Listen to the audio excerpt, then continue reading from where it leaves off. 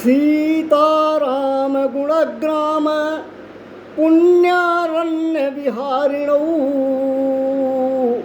वंदे विशुद्ध विज्ञानौ कवीश्वर कपीश्वरौ।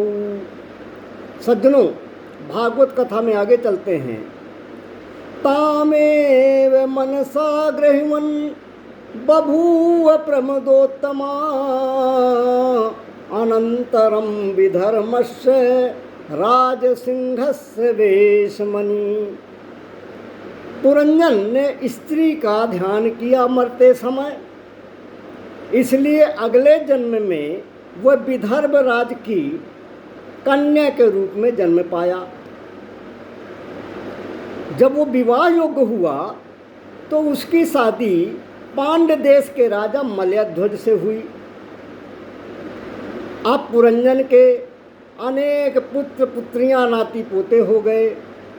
एक दिन ऐसा आया कि राजा मलयध्वज इस संसार से चल बसे, तो जो कल का पुरंजन आज मलयध्वज की स्त्री बना है, पत्नी बना है, वह सती होने की तैयारी करने लगी। वह सती होने के लिए चिता पर बैठा। उधर उसका मित्र जो अभिज्ञात है, उसने विचार किया कि पुरंजन घूमने गया था, बहुत दिन हो गए, कुछ पता नहीं चला, चलो उसे चलकर ढूंढते हैं।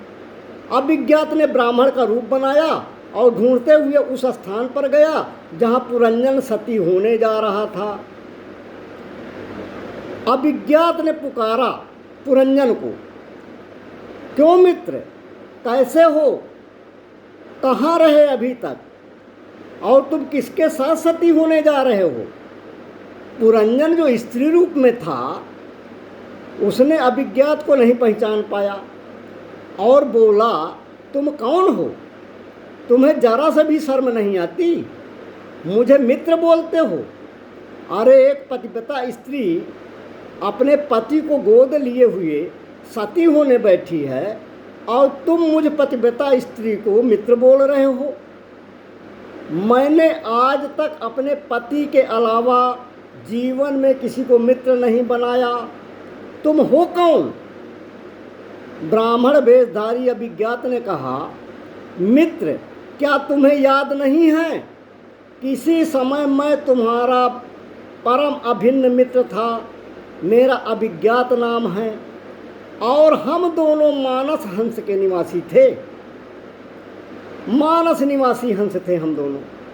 हम दोनों सहस्त्रों वर्ष तक बिना किसी निवास स्थान के एक साथ रहे थे।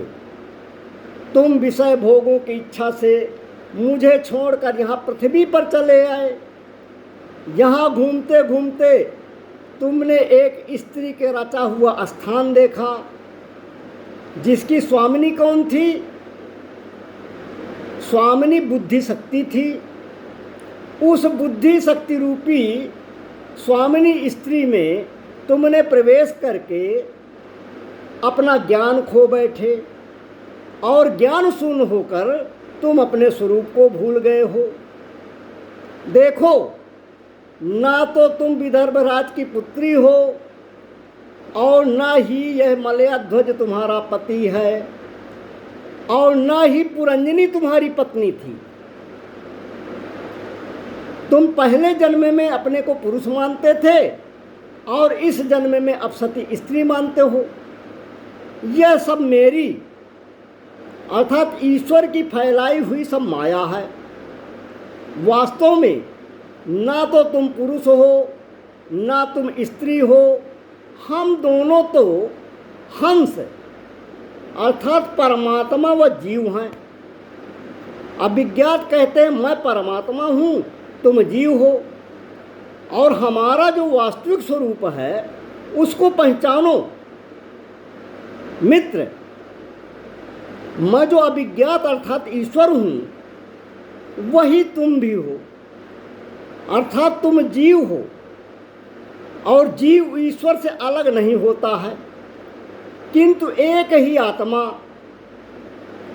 विद्या और अविद्या तथा ज्ञान व अज्ञान की उपाधि के भेद के कारण ईश्वर और जीव अर्थात अभिज्ञात और पुरंजन के रूप में दो प्रकार से दिखाई देते हैं।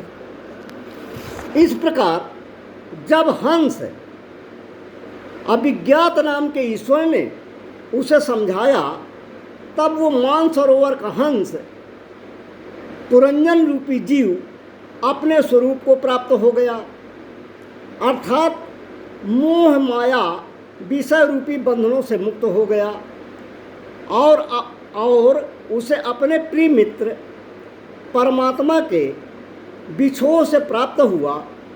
यह आत्मज्ञान प्राप्त हो गया कि ईश्वर अंश जीव अविनाशी, चेतन अमल सहज सुख राशि।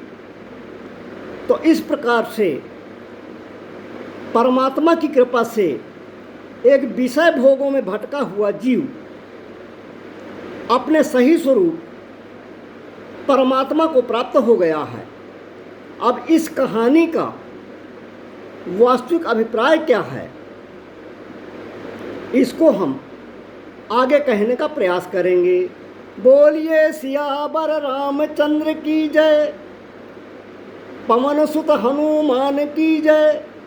बोलिए सब संतों की जय, बोलिए सब देवताओं की जय।